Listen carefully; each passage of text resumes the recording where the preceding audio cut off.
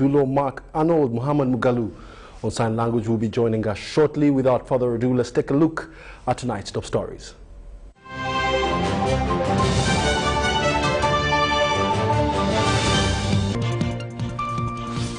In our headlines tonight, Parliament vets IGP Ochola and Governor Mutevile. Furthermore, ICT Ministry tightens fact-checking measures to counter falsehoods. In our news tonight, CID grills ISO Deputy Director General Taban Amin over fraud. And in sports, no special UNEB exams for the under-17 and under-20 footballers.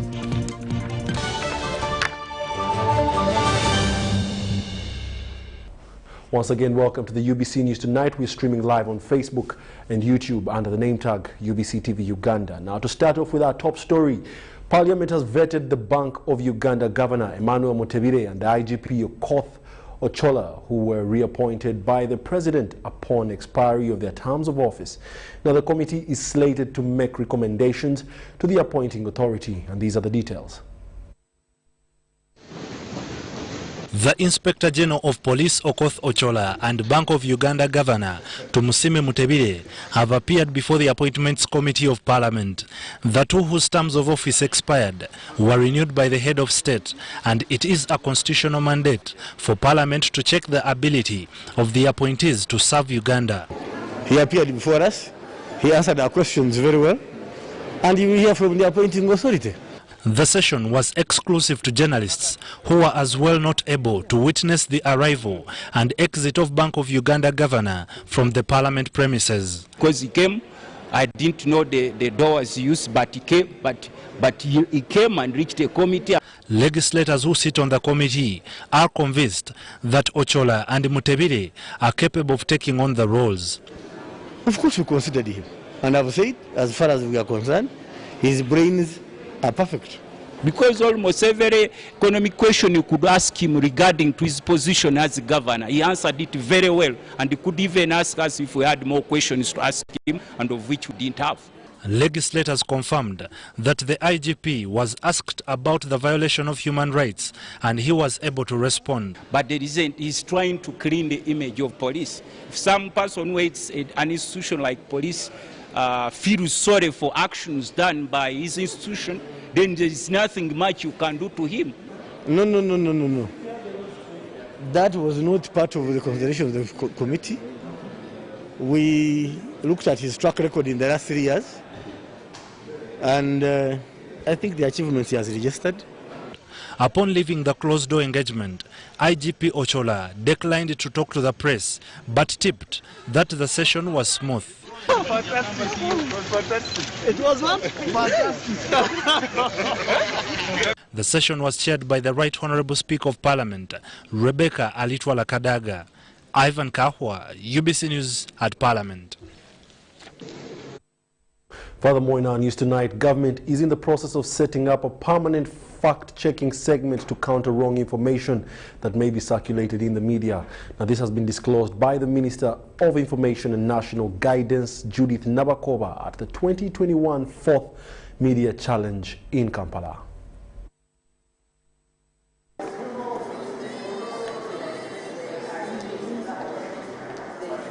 Over 20 journalists have attained hands-on training from the Media Challenge initiative in Kampala with a call of reporting facts while on duty. Officiating over the ceremony was the Minister of Information and National Guidance, Judith Nabakova, who appreciated the innovators of the Media Challenge initiative. A lot of our people do not have enough information on how to access public resources. This is because today's media, led by new media technologies, are focusing on issues that do not directly benefit the public. Majority of the young people and those in the countryside need guidance and information on how they can access financial resources to start businesses. Farmers are looking for information on how to improve their farming, how to access proper seeds, and where to sell probably their harvest. Nabakoba says the graduates must utilize the skills acquired and focus on stories that uplift the public financially. She urged graduates to use the media to restore hope and encouragement to the population. We have to be champions of fact-checking by countering all the fake news in whatever form it may appear. I also believe that very soon we shall request all media houses as well as the online publishers to have a permanent fact-checking segment in all their news bulletins and probably their talk shows. This is because the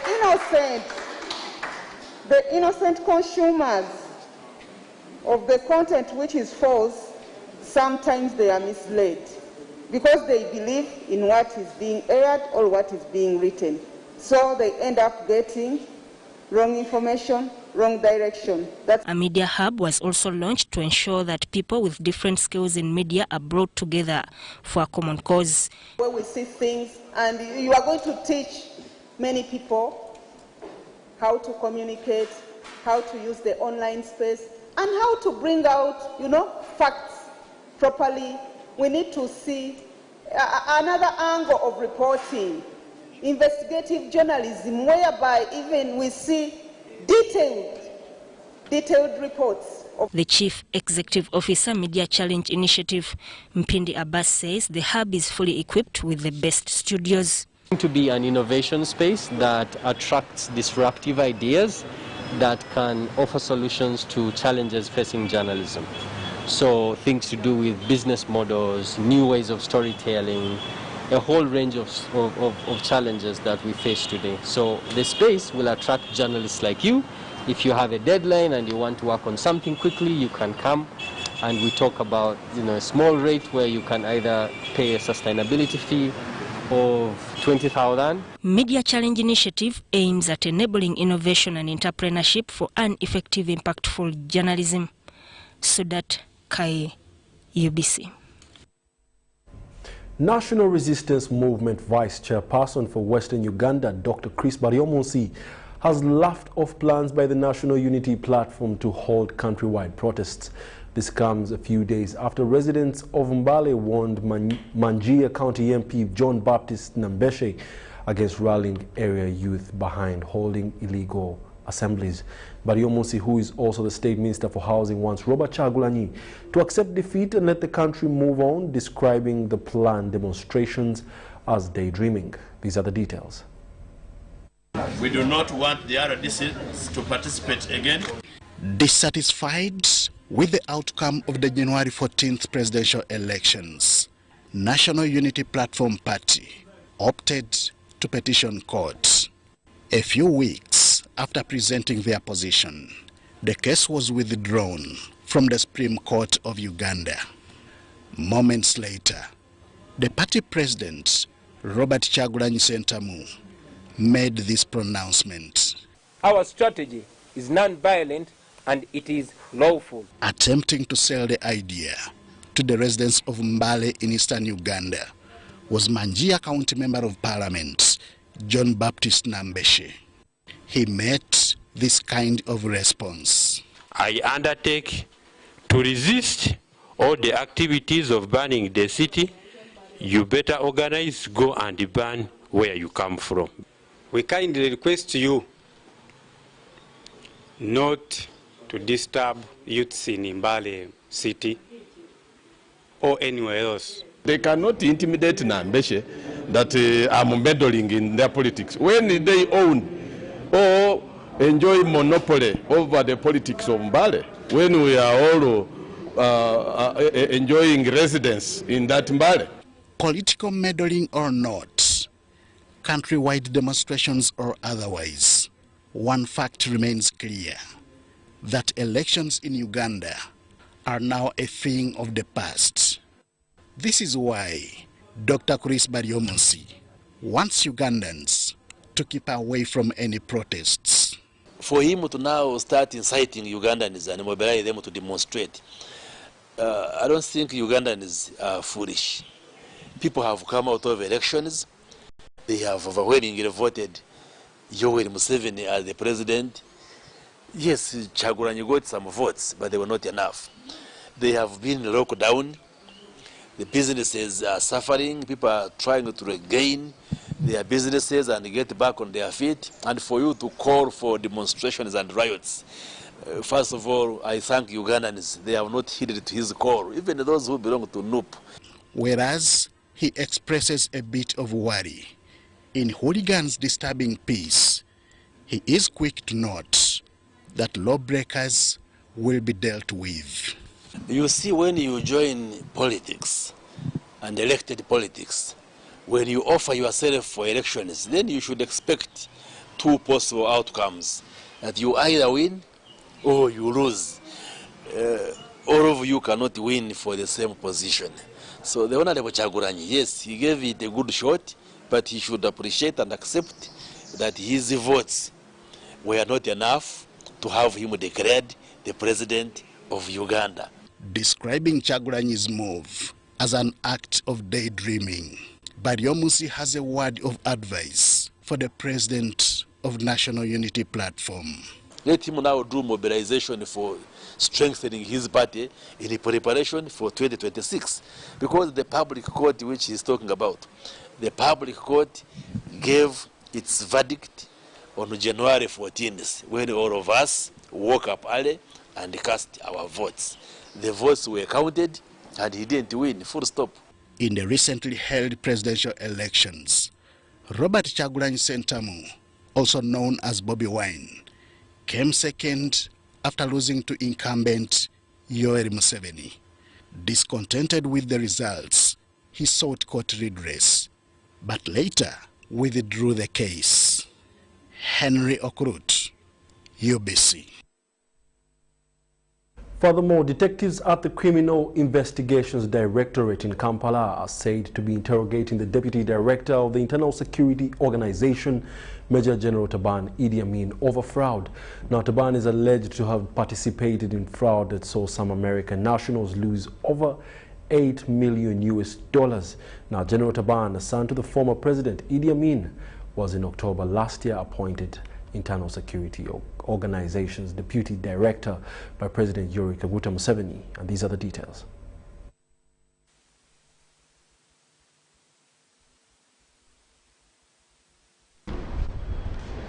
This case has been on for a while, and we've taken some people to court. You must have heard, and I believe you covered this incident, where Ewan Katwes Enoch and others were charged to court with the offense of money laundering. Now, during the course of the investigation of the other previous case, we were able to learn that in 2019, some two gentlemen, Americans by origin, had transacted business of gold in West Africa, particularly in Cameroon. They had bought gold worth 5 million, and they left the remaining part with the gold dealers to ship it or take it to their home country in Canada. Indeed, this consignment traveled from Cameroon via Nairobi, Dubai to Canada. But the unfortunate bit of it is that when this consignment reached Canada and was opened by the consignees, they were shocked to find out that the consignment had aluminium bars instead of gold. Of course, it was a shock to them, considering the kind of money they had put in it. And during the course of the shock, a week after, they alleged that they received a phone call from Uganda. The caller identified himself as Idi Taban Amin, and that he identified himself as the head of intelligence services in Uganda. They contend that they Googled and indeed found out that Idi Amin Taban is within the security services of Uganda. Of course, they allege that he told them that their gold that was from Cameroon was intercepted from Uganda, and that the people who were taking it didn't have genuine documents. So he gave them an ultimatum of 2 weeks to come and sort it out and take their gold, or else they will lose it. We have him here. Of course, we are still processing him. We have finished interrogating him. He's recording a statement, and then we shall take a decision on whether we can give him either a police bond, or but if we realize that his release may jeopardize the remaining inquiries, then inevitably we may detain him until Monday, when we hope the matter will be completed.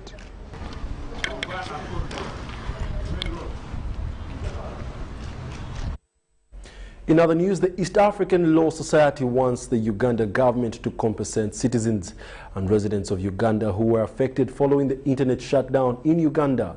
Now, this was emphasized in the case they filed against the government of Uganda in the East African Court Law Society on Friday afternoon. And these are the details. Following the alleged infringement of residents' and citizens' rights by the government of Uganda in the just concluded presidential pause, when it shut down all the internet platforms, this has prompted the East African Law Society to lodge a case against the government of Uganda. In the case they have filed in the East African Court of Justice, it is against the Attorney General of Uganda and the Secretary General of East African Community. According to lawyers from East African Law Society, led by their president Bernard Oundo, the government of Uganda is shutting down internet. This brings the East African Community Treaty, Article 6B, 72, and 81 and C. The East African Community is founded on principles of good governance, is founded on principles of rule of law, is founded on principles of democracy. Therefore, as a member of the East African Community, countries must ensure that they respect the founding principles of the East African Community. Oundo also explained some of the prayers to this honorable court, which include compensating Uganda and those who incurred losses following the shutdown of internet. We're also saying that people who may have suffered as a result of that breach should be compensated. Number 3, we're also arguing that the court should be able to ensure that these sort of actions do not happen again. Apart from infringing on people's rights, this also affected rights of access to information and those in online business whose lifeline solely relies on internet. But also you look at the impact on the economy. You look at people who use internet for safe border. You look at people who use internet for rocket health. You look at people who use internet for mobile money. You look at people who use internet for banking services. There is a clear need that this violation of access to internet should be looked at. Although on several occasions, government through its line ministries and commissions, like the ICT Ministry, Uganda Communications Commission, NITA Uganda and Internal Affairs Ministries have come out to highlight on this issue and giving apologies. However, according to East African Law Society, this seems not enough to the people of Uganda. Now, if you give us a blanket reason that because of security, let the court decide. The government will be able to present that evidence, and the court will be able to decide and say, in a situation like Uganda, the government was justified to infringe on the right to access to information, on the right to freedom of press. In this case, the applicant, East African Law Society, alleges that on 12th January 2021, the government of the Republic of Uganda ordered all internet service providers within Uganda to block access to internet-based social media platforms and online message applications, including Facebook, Twitter, Instagram, WhatsApp, among others. The East African Law Society is the umbrella of regional associations representing national law societies in East African countries like Burundi, Kenya, Uganda, Rwanda, South Sudan, Tanganyika Bar Society, among others. Deborah Namamonde, UBC News. And for that matter, you can follow me on Twitter under the name tag Wadulo MA. had to push that in. Now, Lira District has received 6,350 doses of AstraZeneca vaccine meant to frontline health workers in the district. While officiating over the launch of COVID-19 vaccination in Lira, Health Minister Dr. Jane Ruth Acheng disputed claims that she wasn't vaccinated and asked all health workers to receive the jabs in order to protect the people that they serve. COVID-19 vaccination in Lira City officially launched. Lira has received 6,350 doses of COVID-19 vaccines. The Minister for Health, Dr. Jane Ruth Acheng, received the vaccines at Lira City Hall and disputed claims that she was not vaccinated. And Jane Acheng Ochero, the winning Acheng Ochero, Aguere. Acheng also encouraged all the health workers to get the jobs, not only to be exemplary, but also to protect themselves and the people they serve. The people who fear injections most are the health workers. We know how to give, but we don't want to be given.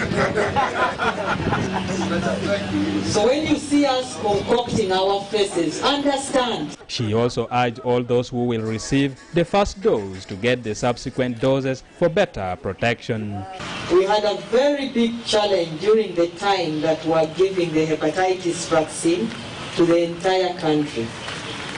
The first dose we got 100% turnout. Second dose dropped to 65%. The others did turn up. The third dose dropped to 23%. So is our country protected against hepatitis B? No.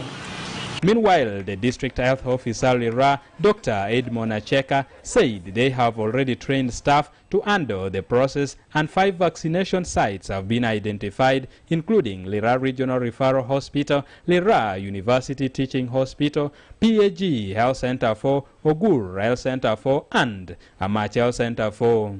The challenge that we have is transportation of the vaccines to the last mile.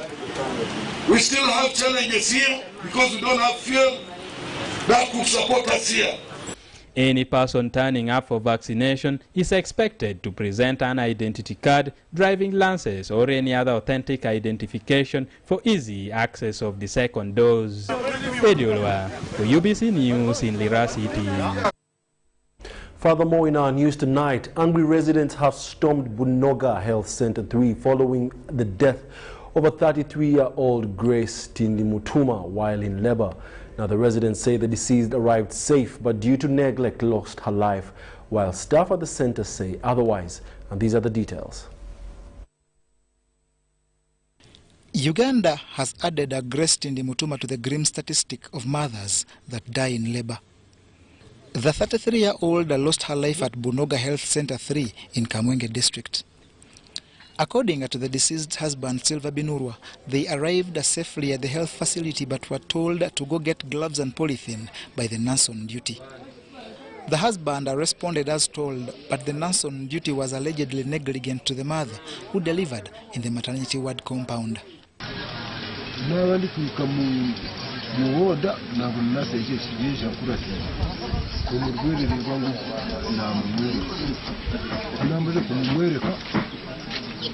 Yamureba nambuza ngu walete kivera na giravu nagamba ibintu abukushaka umuntu yanogerera nabyebwayo yagamurwe n'uwadyebwayo bolekere garuko inari bakuru hareje hande kuza kwiga kunuye kuza kuruga kundi kurete ibyo bintu nashanga umukazi yajeje yashubera heru yatera igwembeho yamure kuzara bamubuza kitanda ebinaresire kumara kumuta kitanda ikigera bakimutaho batarika. A clinical officer at the facility, Barbara Tumosabe, regrets the loss of life that she blames on uterine atony, which is failure of the uterus to contract, thus incessant bleeding. Barbara Tumosabe also offers counsel to expectant mothers. We are so sorry for what happened. It wasn't our intention. It is really a bad to give the bad image to the facility. We really regret for what happened. And the message I'm giving to the community, especially to mothers, every time they come for antenatal, they should always listen to the messages they are given by the midwives. Because they teach them a lot how to prepare for pregnancy, not deliver from home, such a thing. They should always listen and take action. Because this is the mother who was advised to go to hospital, but she did not take it serious. So what happened was really bad and we really regret. But members of the public fault health workers at this facility for not only this fatality, but also others that have been reported. hariko abasirukare ibo bararara bonoga no mu mungu kandi wayikahigwariro tuboshangaho muntu kandi ubwo baratugira ngo wayikahigwariro iwe nko muntu buntu toshemerere kuboroza kwiguza nasi ngafande orarinda higwariro ngo niwashemerere kuza kwiguza nasi ngeno bo wigwariro rya bonoga wayikaho tiari wo muntu wuboshangaho abagwere twije kare turere turi kubi konka abashabuza kutandika gukora bakore cyerereze hati bumwe baza kuyikaha mu gwere yaba yijira ariko babe yanogire kandi ye yije ari kubi akajya ati kanze kuba mpumurire nkaha kitanda bamushango bamubuze ngo uwa kutaha kitanda no. The deceased Grace Tindimutuma left behind the newly born baby.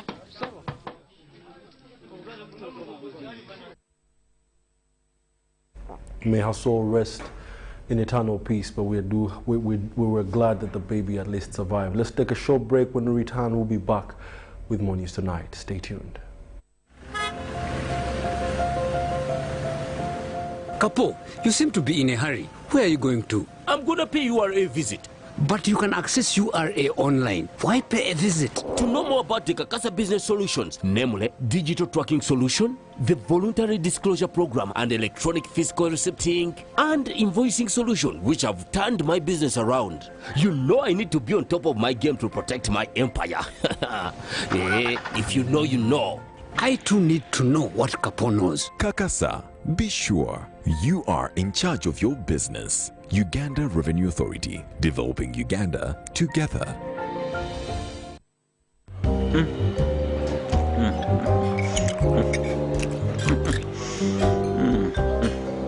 Wait.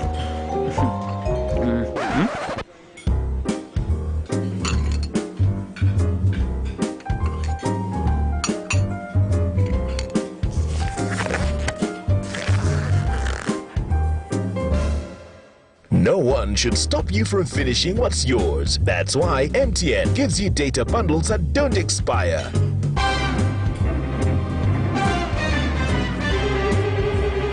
Load MTN Freedom bundles using My MTN app and enjoy the freedom to finish your data bundles. MTN.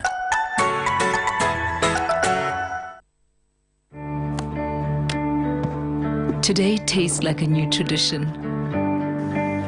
Like an old favorite.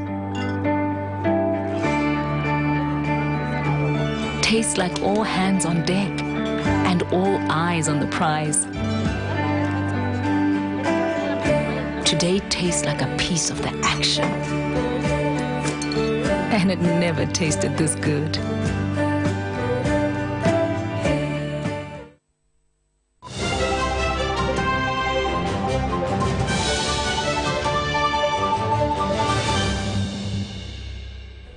Welcome back. You're still watching the UBC News Tonight. We now move on with our news. Now, Kawempe Referral Hospital has received a donation of hospital equipment worth 114 million shillings from Stanbic Bank in partnership with ATC. Now, this is geared at reducing the high number of maternal and child deaths that the hospital records. These are the details. Even with the significant changes made towards maternal health care in Uganda, the numbers of maternal deaths are still devastating. In the recent years, Kawempe Referral Hospital has been grappling with high patient numbers and mortality deaths as it delivers over 100 babies per day and oversees about 1,000 mothers weekly. Medicines and supplies. If the numbers are overwhelming, we are budgeting for, say, 200 patients, but at the time we have over 300. What happened? It means the consumption of these medicines and supplies is much faster. Before you have lasted 2 weeks. Kawempe also referral hospital. It constitutes a big number of mothers that die in the country and even children, because all the difficult cases are referred here. So some, by the time they come here, it's late and they die. So by identifying Kawempe Hospital, you're actually picking the cream of the service for maternal and child health. With this challenge, Stanbic Bank, in partnership with ATC Uganda and other stakeholders, under the campaign Every Mother Counts, have donated hospital equipment worth 144 million shillings to not only help in reducing child deaths, but in also improving service delivery. So part of the program we're doing is how do we work with our healthcare workers here and improve their welfare and improve their working conditions and really lift them up. Because if we don't motivate these people, if we don't stand with them and support them and raise them and praise that the praise that they truly deserve, not only are we cheating them and shortchanging them, but we are also, it's not a good outcome. The better they are, the better the outcomes that come out of that. While addressing the hospital administration, Dr. Diana Twine, the permanent secretary at the Ministry of Health, appealed for the maternal services to be offered at a free cost. I would be so happy, Dr. Katsini, that when mothers come here, they are not charged. We have freely been given. We must freely give. We must freely give. We must freely give. Because I'm telling you, by the time a woman comes here, she knows there is Nakasero, she knows there is IHK, she knows there is Kampala International. She knows. But she comes here, why? Because she doesn't have money. 1 out of 49 women in Uganda die of maternal complications related to childbirth or pregnancy. Charlotte Ambuge and Robin Yoso for UBC News. University and other tertiary institutions, students have been advised to participate in mindset change activities aimed at enhancing behavioral change for transformation into better leaders and workers. The Commissioner Patriotism Office of the President, Brigadier General Patrick Mwesije, said this while presiding over the Inter-University Mindset Change Ideological Symposium organized at Bishop Stewart University in Kakoba, Mbarara.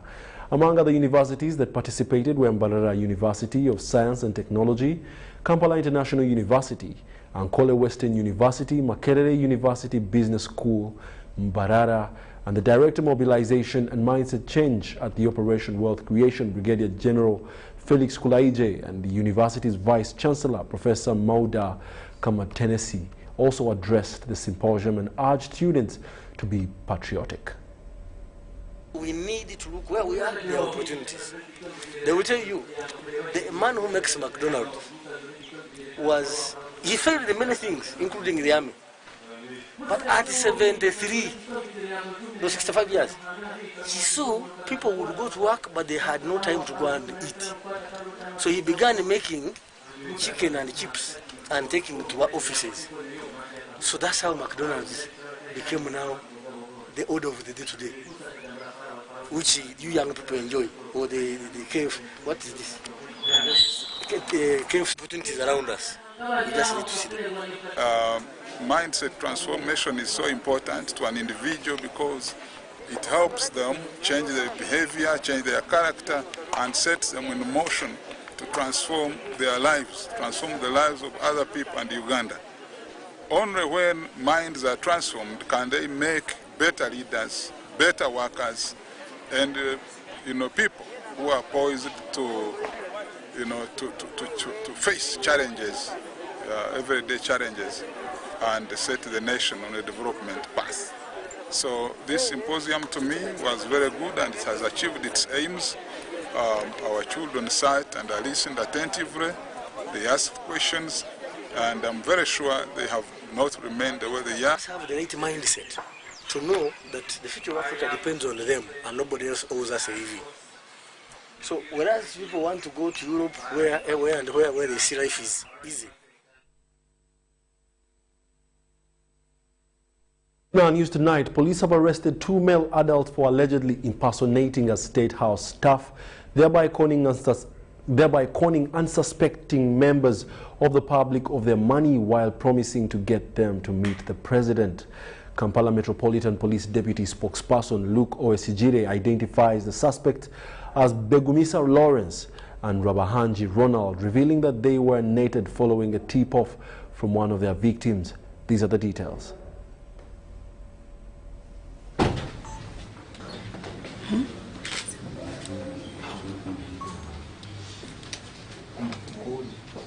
Following the press briefing on the impersonators that we had last week on issues that were surrounding a group of people that were going around talking to chief executives in many organizations, the police and State House Anti-Corruption Unit has embarked on doing operations leading to the arrest of some of these people, and yesterday we were able to arrest one, Begumisa Lawrence, and Rabahanji Ronald, who was purportedly trying to extort money from one lady, and we got to know that these people were alleging that they can refer this lady to State House to meet the President of His Excellency Yoweri Kaguta Museveni, so that her problems can be solved there and then.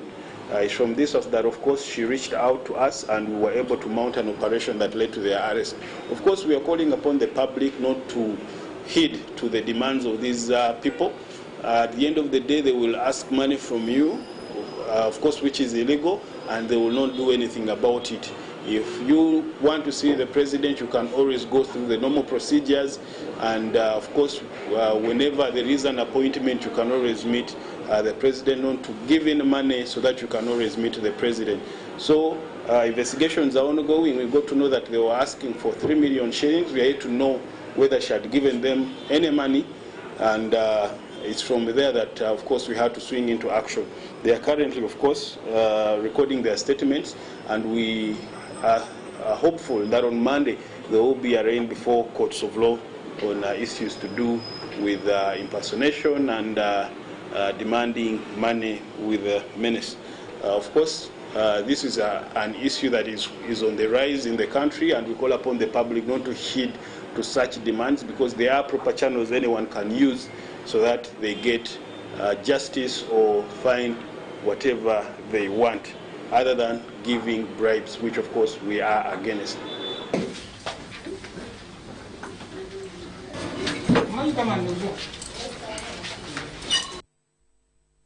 In more security issues, this time in Western Uganda, 13 Congolese nationals have been arrested along the Lake Edward waters in Kasese district in an operation mounted by the Uganda People's Defense Force Marine Unit. The operation was conducted by both security operatives from the Republic of Uganda and those from the Democratic Republic of Congo on the other side. The commander in charge of Fisheries Unit, Colonel Keija Dick, confirmed that during the operation over 13 Congolese were arrested and 4 boats with 3 engines impounded on the allegations of trespassing, illegal fishing act and Migration Act, among others. 13 Congolese nationals have been arrested along Lake Edward waters in Kasese district in an operation mounted by the Uganda People's Defense Force Marine Unit. The operation was conducted by both security operatives from the Republic of Uganda and those from the Democratic Republic of Congo on the other side. The commander in charge of Fisheries Unit, Colonel Keija Dick, confirmed that during the operation, over 13 Congolese were arrested and 4 boats with 3 engines impounded on allegations of trespassing, illegal fishing act and Migration Act, among others. We have arrested 4 boats and 2 engines now, and 13 people.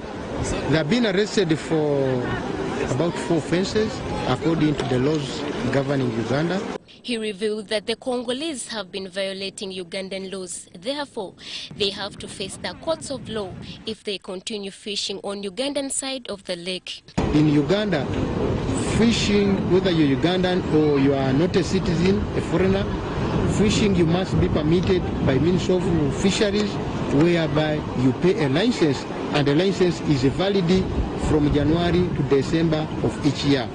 They will be exchanged on 24th when the DRC team will come in Kihihi, and the function will be presided over by the chief guest who will be chosen by the government, and will hand over the equipment or the exhibit belonging to the Congolese. Captain Favor Rugumayo, the public relations officer, Marine Brigade Unit, said the Congolese fishermen were found with unauthorized fishing gears which were burnt on fears that they might be reused. Kali tugamba nti bwe tusobola okukwata ebintu ebyo tulina litukiriza okukwata ne tudestroyinga era nga bwe tukikoze.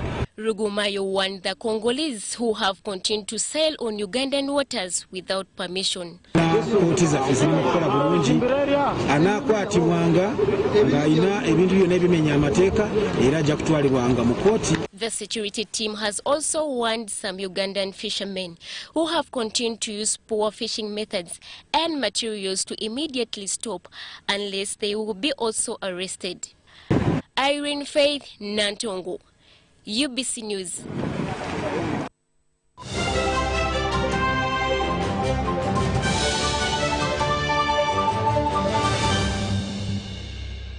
This March, in commemoration of the Uganda Water and Environment Week 2021, we deliberate on the value of water and environment resources in transforming our economy and livelihoods through a 371-kilometer walk. From Kampala through Mpiji, Mityana, Mubende, Chegegwa, Chenjojo, Fort Portal, to the riverbanks of River Nyamwamba in Kasese, we walk for water. We walk for the environment. We walk for climate change. We walk for public health. We walk for socio-economic transformation. The Uganda Water and Environment Week Walk is proudly sponsored by Food is more than just a great meal. It's even better when it's prepared with art.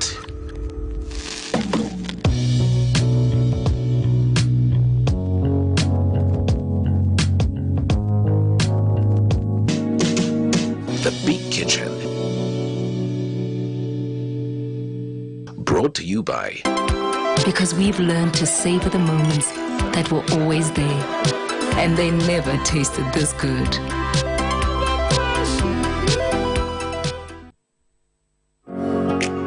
It's no secret that ICT makes learning easy.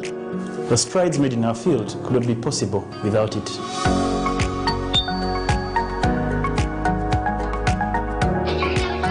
And now we can watch our favorite show. My radio is my best friend.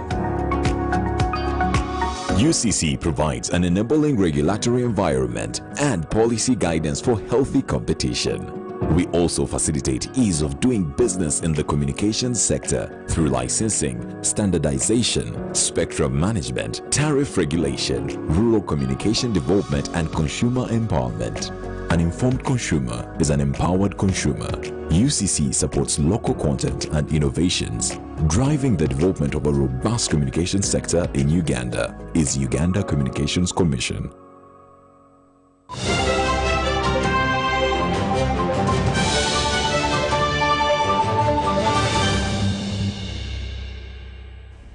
Welcome back. It's still the UBC News Tonight. Now, Public Health Nurses College Chambogo has sworn in a governing council tasked to ensure vibrancy of the institution whose role is paramount for Uganda's health system.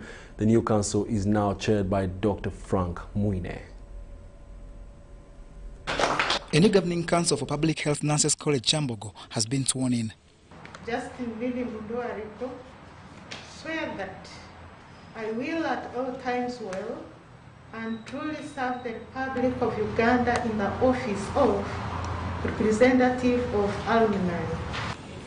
The new council is tasked with resuscitating the institution, whose major role is providing human resource that will benefit health service delivery in the country. Going to do our best. My only humble request is this school is a very wonderful one. It is called Public Health Nursing College, meaning it is dealing with prevention. And what is disturbing us in Uganda major these days is not curative, but prevention, which is the major focus. And this school has not been given attention by either private sector or government.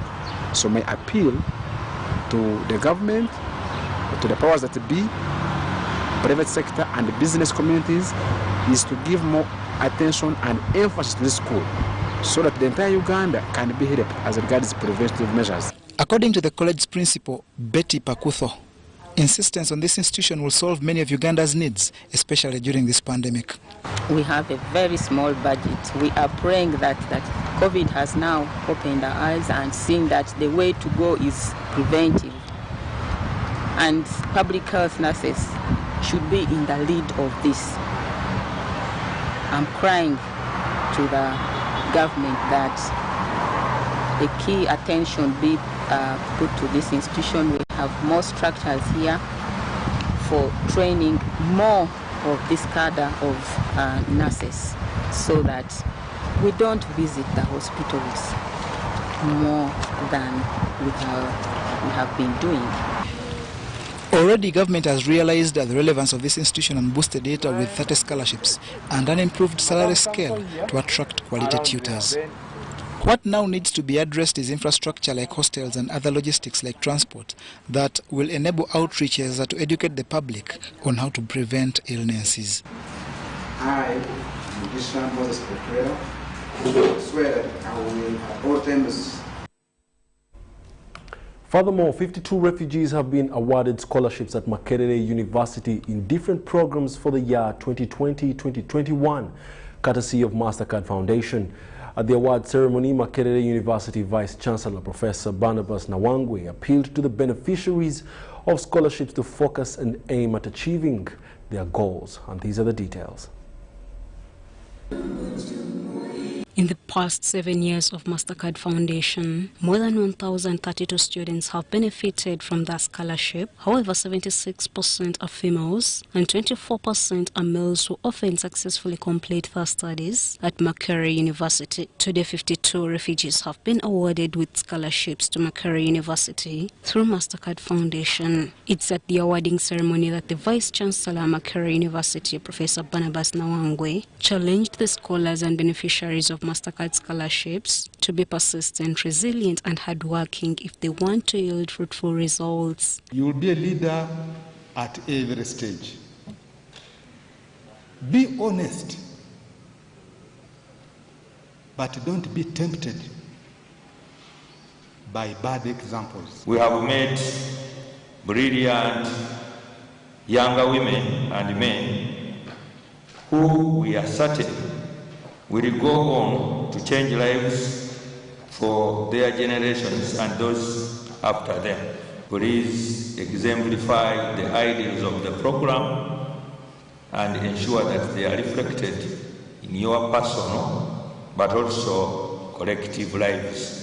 Nawangwe told beneficiaries that transparency is a cardinal principle at the university, but he cautioned the scholars to refrain from taking part in university demonstrations and chaos as remedies of solving loopholes within the management and running of the university, but rather be leaders and entrepreneurs that the country needs. Study hard, be good leaders, participate in the politics of the university, peaceful politics, I must emphasize. Don't be caught in riots, because any riot brought to me is usually asked to go home. Because that's not the future leaders we want for our country.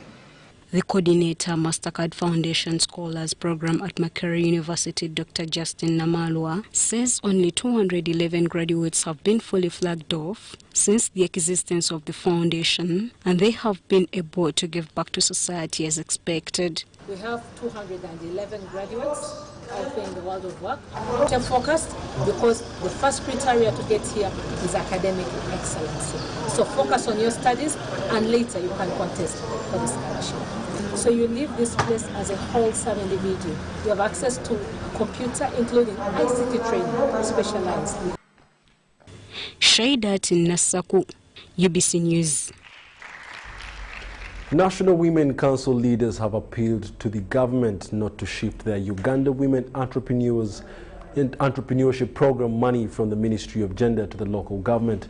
The chairperson National Women Council, Farida Chiboa, says that many women have benefited from this money and their lives have not remained the same.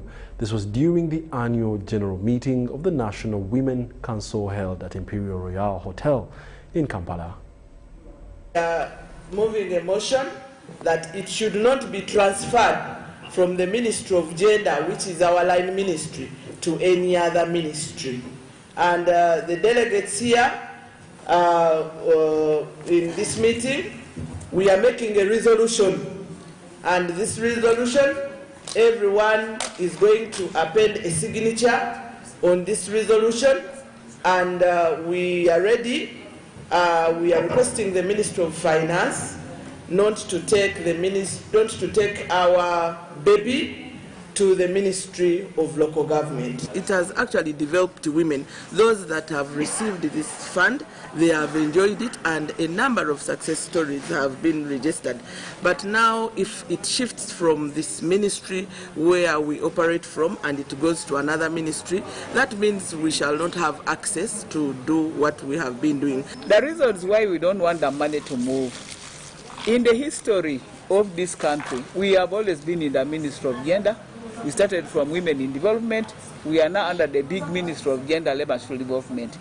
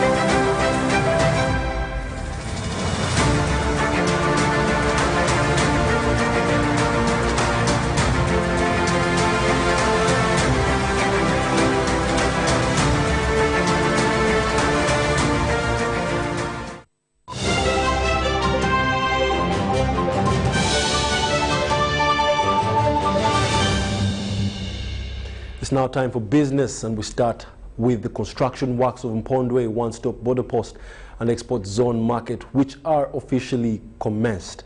The project construction launched at the Uganda-DRC border by the Trade Minister Amelia Chambade and General Katumba Wamala, the Works and Transport Minister, is aimed at unleashing Uganda's export potential by eliminating restrictions in the strategic transaction and logistical services. Dennis Igwa with the report.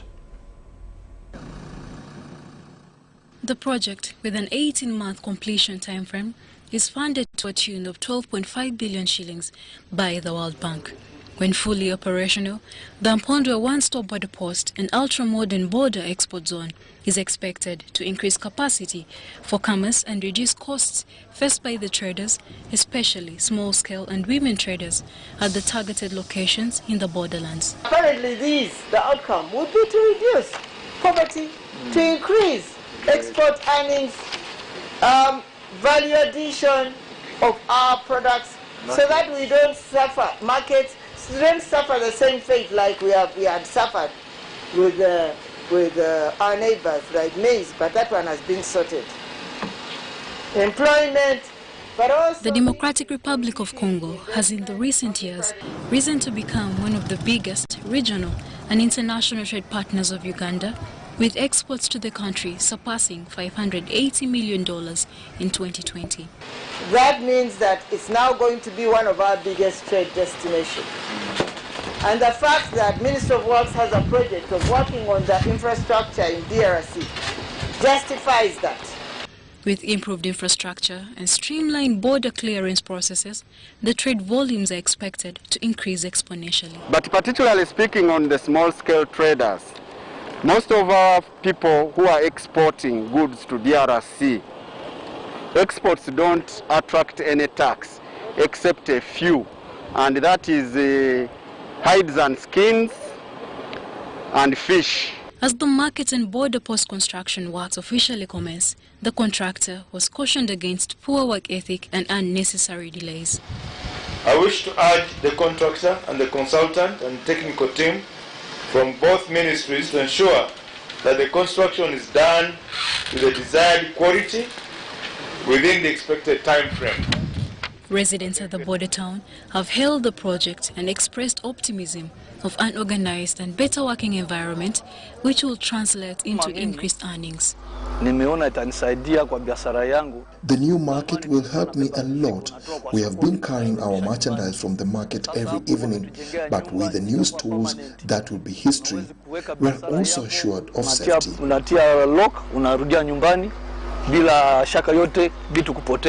I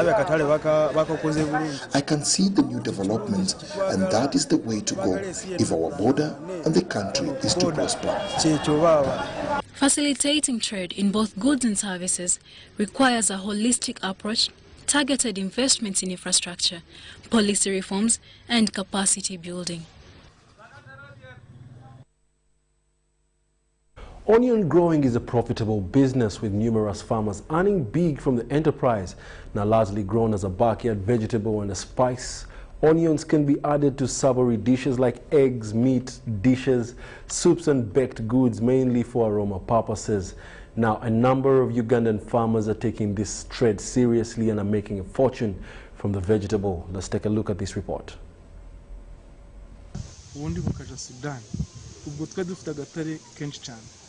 Onions are largely grown in Uganda for the aromatic ingredient that helps food reach its flavor potential. Barab onions in Uganda, also known as obutunguru, are closely related to garlic, shallots, chives, and leeks.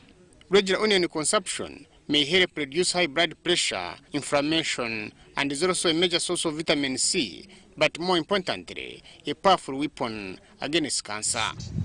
Hati yo mbibo twabona nka government ikatwunganira ikatera mwamanya kachendeza ku bei ninga kagiye to yatwongeraho tukahayo nke mitwara 5 kashanga umuntu wa makiro umuntu naganyugwamo ushanga twatandike yo mbibo kuba niye itungu iri kutungura abantu munonga. Onions help in lowering heart diseases and stroke, especially when eaten raw. In Uganda, onions are grown in almost all parts of the country, though in small quantities.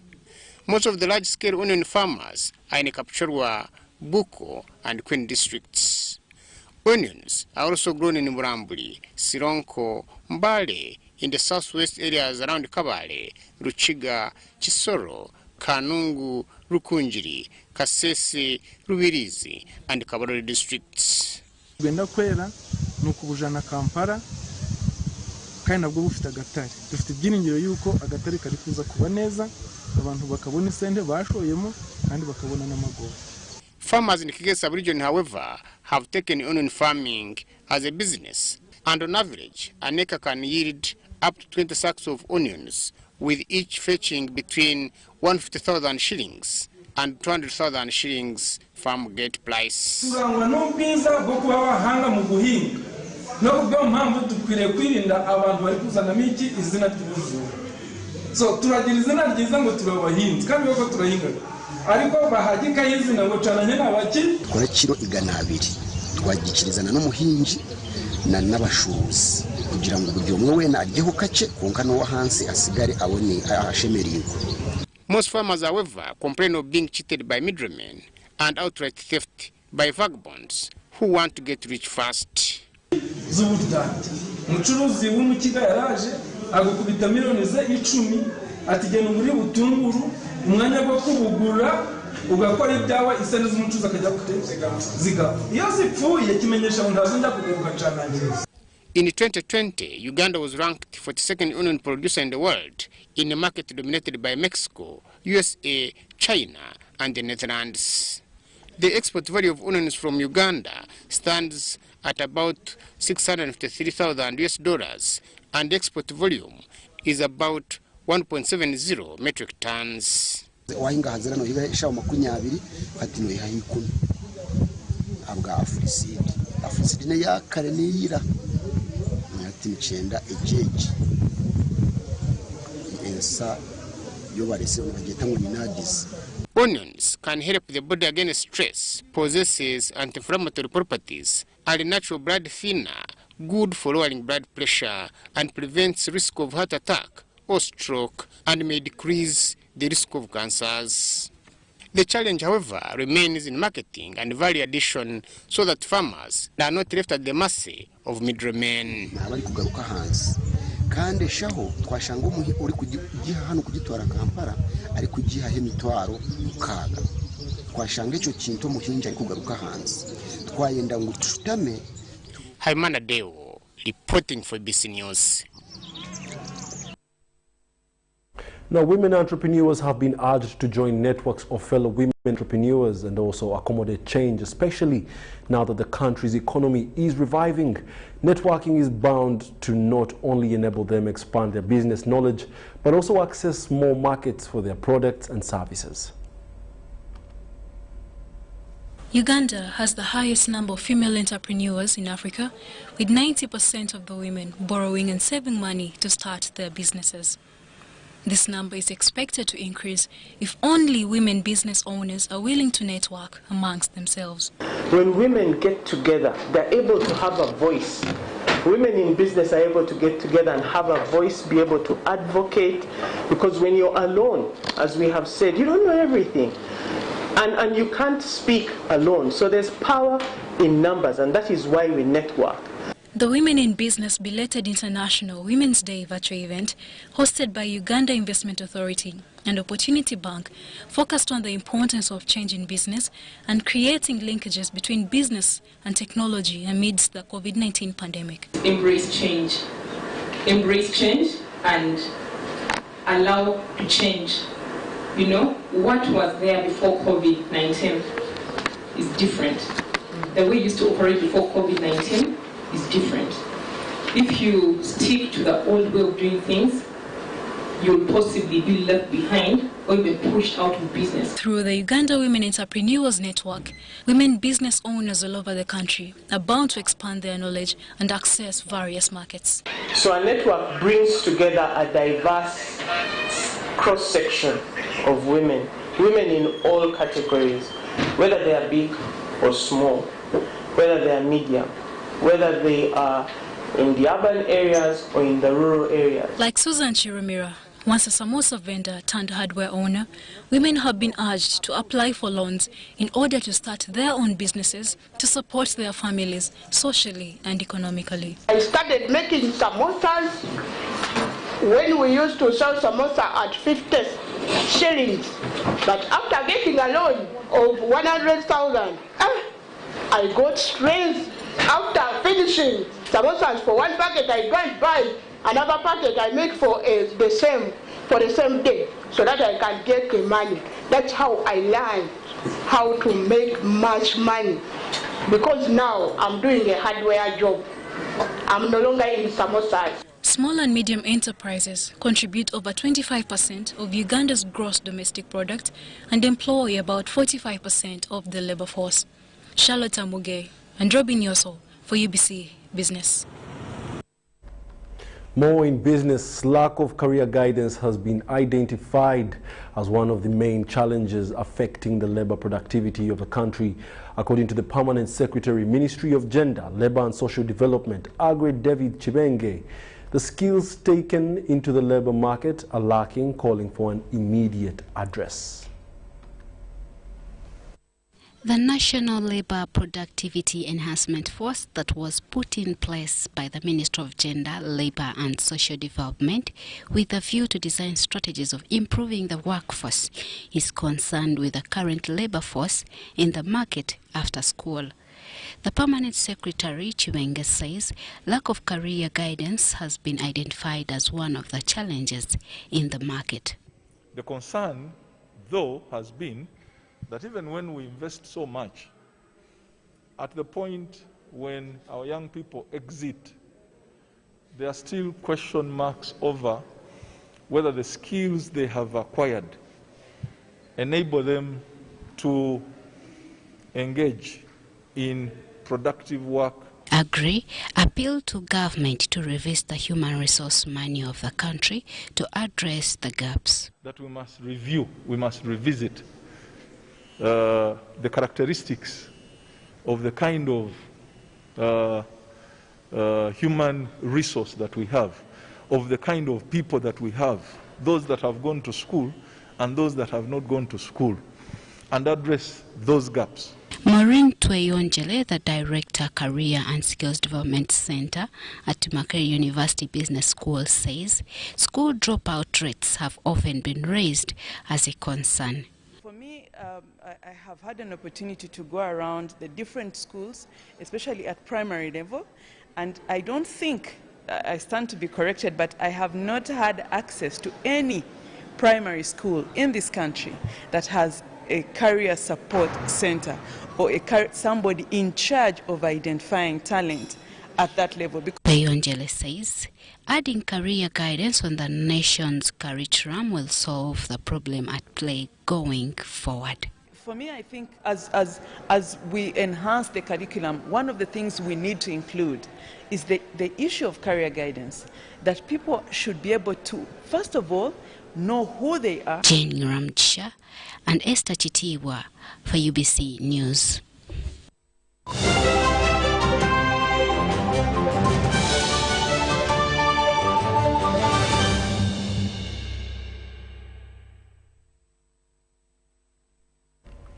In the world of sports, the debate on whether the under-17 and under-20 football players who missed exams while on national duty has been settled. Government, through the Ministry of Education, together with UNEB, has declared that there will be no special consideration for the same.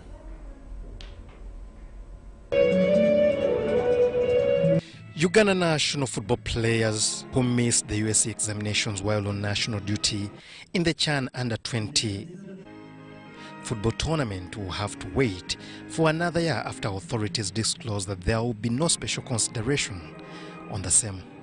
Social media craze requesting UNEB to have a special consideration for players who missed exams while on national duty continues. The Minister for Sports, Hamson Obua, highlighted how parents and schools of the same players signed consent forms choosing to travel for the tournament ahead of national exams. The parents of our young Ugandans who are below the age of 18 had to consent in writing with the Federation of Uganda Football Association, which I do believe is part and parcel of the guiding principles set in place by the Confederation of African Football. In the instant case of Uganda, this was a question of making choices. In the case of Uganda, this was a question of opportunity cost. In the question of Uganda, this was a question of scale of preference. It also applies to the national under-17 football team players who equally missed exams but had the tournament cancelled. Obua highlighted that the same scenario has ever happened, not only with footballers but also athletes, and it is an issue of opportunity cost.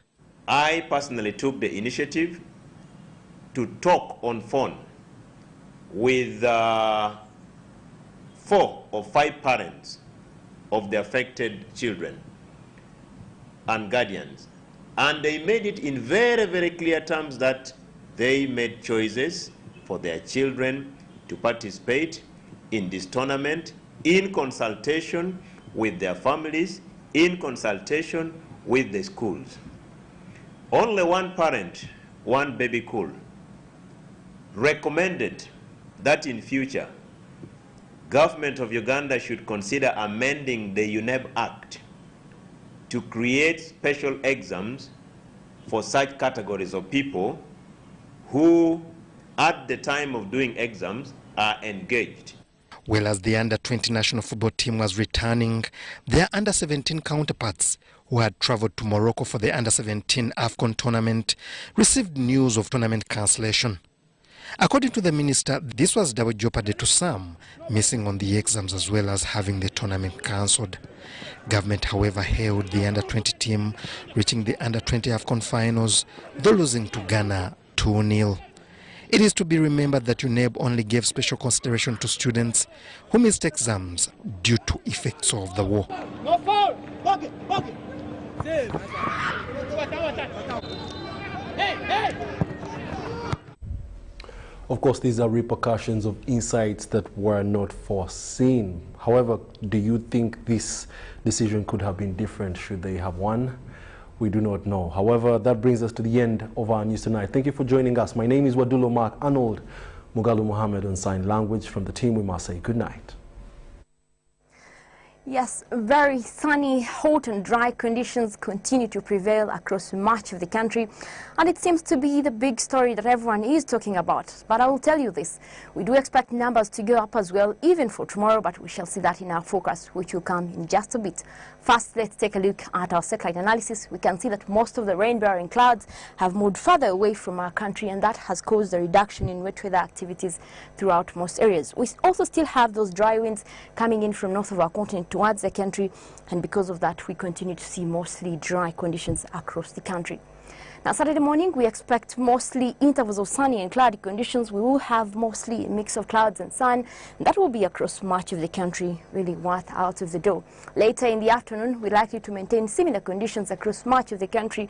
We'll see much sunshine across most areas within the country, although we expect to have some rains, but those will be scattered across the parts of the Lake Victoria Basin. At daytime highs, we're expecting temperatures to go up across northern Uganda. We'll see a maximum of 34 degrees, very hot weather, and even hotter than that for the Karamoja region. We'll see numbers going up to 35 degrees. We're expecting a maximum of 30, that will be across Kampala, and Kabale Highlands. We do expect temperatures to go up to 26 degrees. Some of the world cities we have for you, we are forecasting a sunny day across New Delhi, New York as well as Hong Kong. And sunny intervals are forecast for New York. London, we do expect those rainy conditions. And with that, we come to the end of tonight's weather report. My name is Molin Kenyana. Thank you very much for keeping us company. I wish you a blessed weekend.